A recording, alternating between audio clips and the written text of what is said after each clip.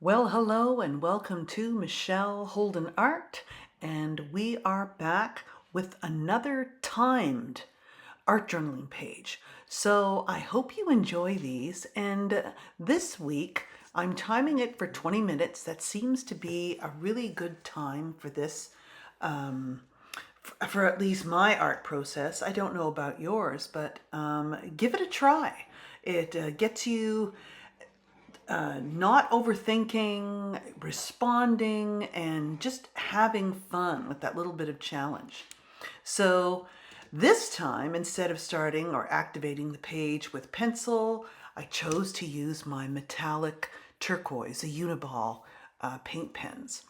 And as you can see, I just sort of pause for a moment there, and then I select my China marker because I love drawing to activate the substrate, however big it may be. And it just gets things going. Of course, I do like to pause and think of an intention before I begin. And this one was, let's just experiment with some blue layers using this new blue collage that I've created. If you're interested, my free course is coming out very soon, and it's going to be called Intuitive Layers, Inner Exploration. And I'll show you how make collages and set you up for your own intuitive art journaling practice. So back to the page. This is a water-soluble graphite. Sometimes I like using that as well. And then I was thinking of the washiness it can make with water. So I thought, well, let's take that further. And then I decided to add, I leave all my materials and paint colors in the description below. So if you're interested or curious about that, feel free to look at those and ask me any questions in the comments. I get those a lot, and I usually answer right away. So here's my trusty brayer as I'm lifting the paint, and then I usually love doing a dry run of any leftover, and because you never know, I just love those surprises. So I turn the opaque layer now into a translucent or maybe transparent layer, but now it dries quickly. And that's why I'm adding a little spritz of water just to see, because in these warmer days, our acrylic paint dries a lot faster. So I might consider using some other mediums to slow down the drying practice. And what do you use in your process to slow down, and what brands really work? I would love to hear from you. So please leave a comment under the video. So getting really bold with the black here, very high contrast. So I'm counterbalancing. I usually like to do that diagonally and scratching through, emulating those lines that are beside that area. And then I thought, oh, I'm liking the diagonal slope of these. So I'm going to carry that direction further. And then, of course, you just get going. I thought, wow, I'm really liking how that paint is going through and coming across the edge, breaking up that hard edge. So I thought, okay, let's add some more. And flicking the awl, and it really feels good in your hand. I think that's why I really like this tool the most, even though you could use a knitting needle, the end of a brush, a screwdriver, anything. So doing some lifting, seeing what's happening on that, and then monoprinting further up just to keep on going, keep the flow going of this page, because I know I only have 20 minutes.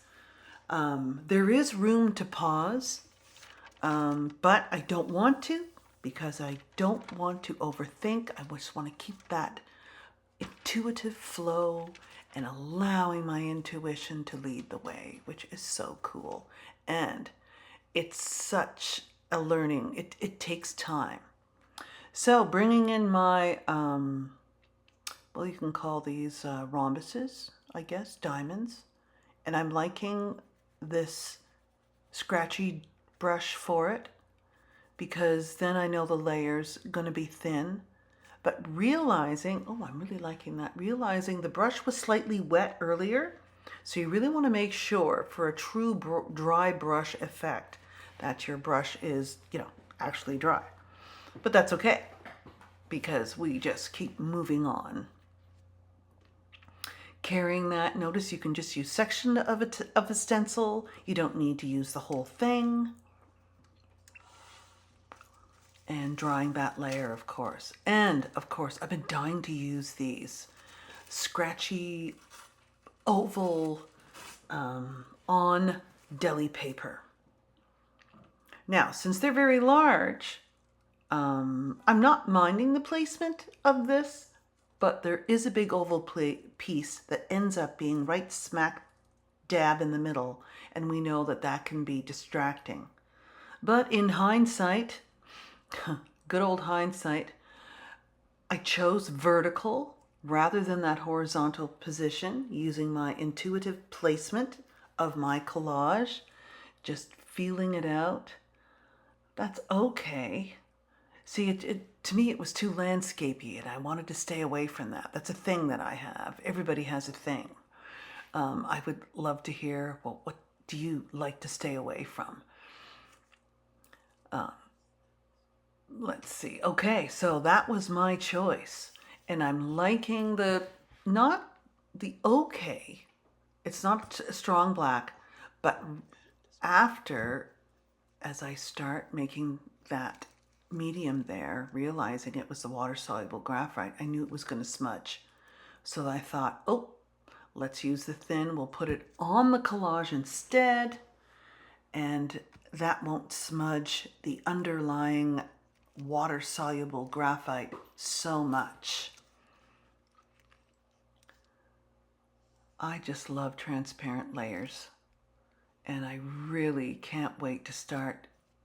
Oh wow, look how dark they turned out just with that other layer on top that was damp. Very cool.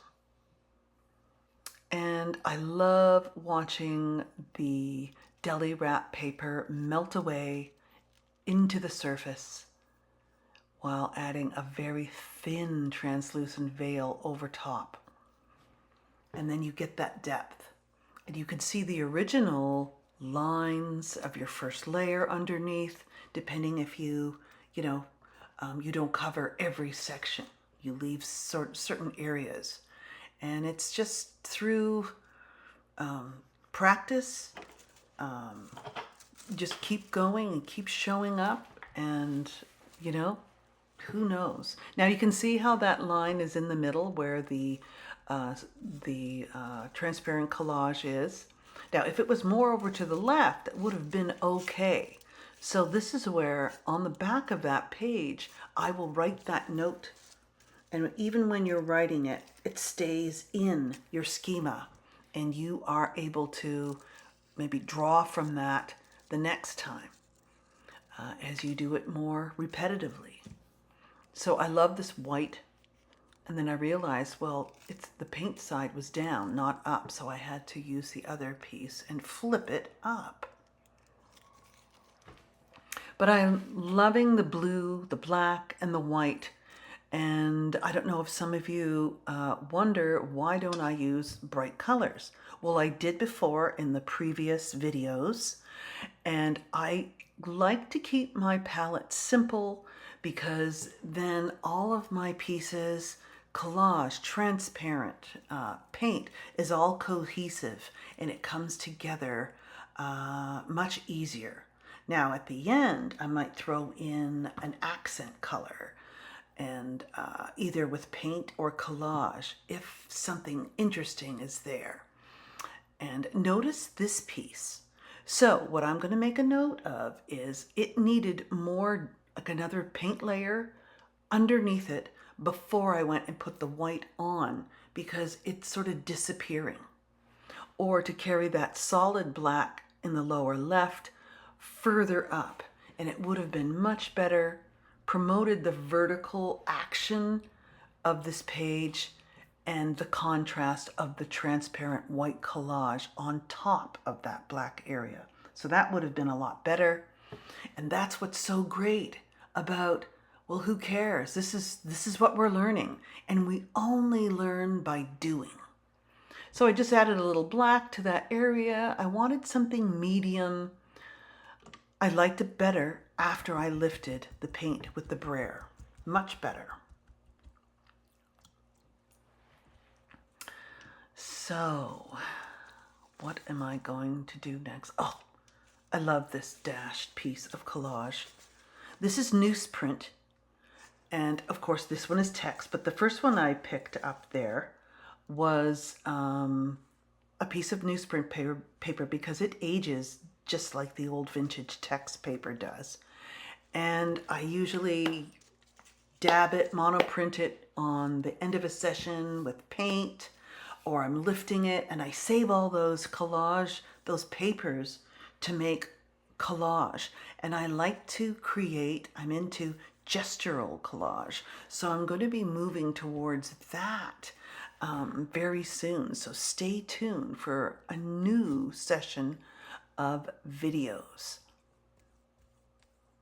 It's almost like practicing your layering on your collage, and then you get to use that piece of collage further with other layering on your substrate, your page, whatever size it might be. So spraying water on text is a really amazing thing that, you know, some of you might already do that, but I discovered, wow, it softens it up and it just has this nice soft texture to it. So I'm counterbalancing with the same value or hue in the upper left-hand corner. And notice that if it's too much the same, so it's looking better because it's going longer and it's making the eye go from left to right and coming up. You see how I got too concerned with my white transparent piece of collage, but I should have covered the whole area there. The old shoulda, coulda, woulda. This has been so much fun, and I have found 20 minutes to be perfect for my process. Maybe 15 might even get me just to push myself a little bit more and responding more quickly without those pauses.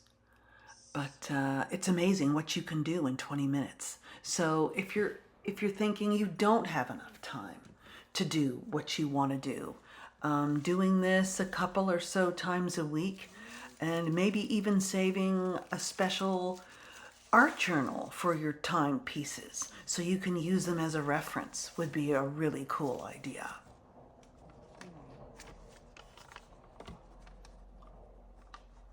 And I'm loving my dash lines. So I just needed just a section of those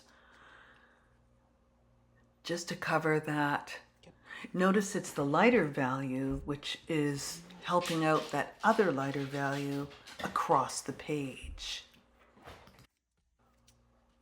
So after I put that on, and it needed a fair amount of medium, and I used the heavy gloss for the thicker papers, and I'm really liking the verticalness, so it's sort of echoing the direction of the other piece, the vertical piece that I put on earlier. And it's lighter, it has that patina feel, and I don't know if I go and counterbalance that upper right side with the lower left side. That would have worked, but it's too busy. So maybe just some paint or something next time, even a piece of that would have worked. So let's see what we are up to here.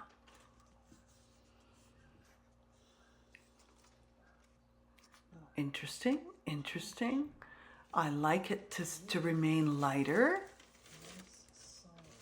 as I'm searching through my pile, even though I chose specific things, very nice, but for some reason, and you know, we get stuck. What do you when you do? Well, if the prompts were right there, I would have grabbed one. So, oh, there we go. So I needed just a slight texture or a contrast up there. So at first I'm putting the white in, or that off-white, but it's just not enough. So then I decide, well, I'm just going to use the same marks with some blue, my turquoise. You'll see in a second when I lift it, it's sort of there, but it didn't really do anything. And notice, yes, see the turquoise where those diamonds are? That's what's going to look really good in that upper left-hand corner. So I'm just skimming across with my brush. And it usually keeps the edges quite nice as long as the paint is not so fluid. It's more thick. So there we are. And we're going to just dry that page up. And oh, I see, we're going to echo some of the lines because that center part is bothering me.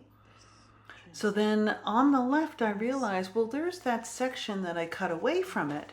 So why not just put that back on? And you'll see in a moment, there it is. So it's overlapping that line, sort of to just get the eye away from it. And as you can see, look at all the things that I've had to do, and the 20 minutes isn't even up yet. So that's pretty cool. So that's dry, so I don't have to worry, and I'm really liking that.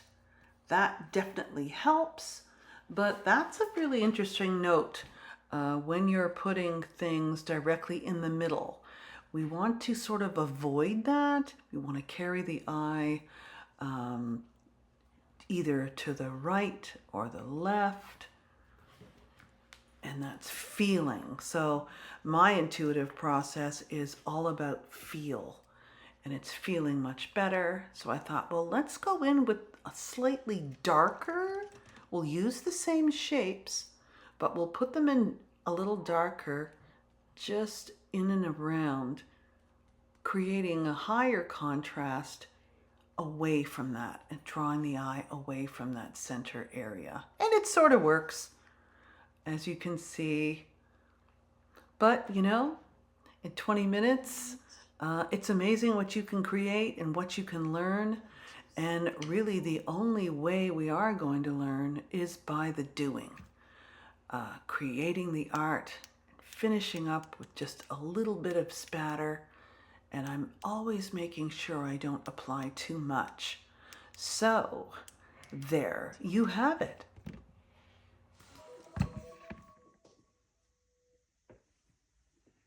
Okay, well, that's the end of my 20-minute time session. I do like some aspects. I really like the multi-layering that happened in here, though since it was water soluble, when I went to put the medium on, it was starting to run. So then you can put it directly on your collage piece and then put it on top. This was interesting, but I think it needs more contrast underneath. And now I'm smudging areas. You need to be careful about that. Make sure it's thoroughly dry. And these are the kind of notes that I would, self-reflections that I would write about this page. And you might not want to use your intuitive art journaling reflections for every single page, but at least if you're doing a few, the ones that you really want to remember, you can do so. Don't forget to download your prompts and your intuitive art journaling reflections and continue creating. And remember, regular practice or showing up consistently is really important for you and your art.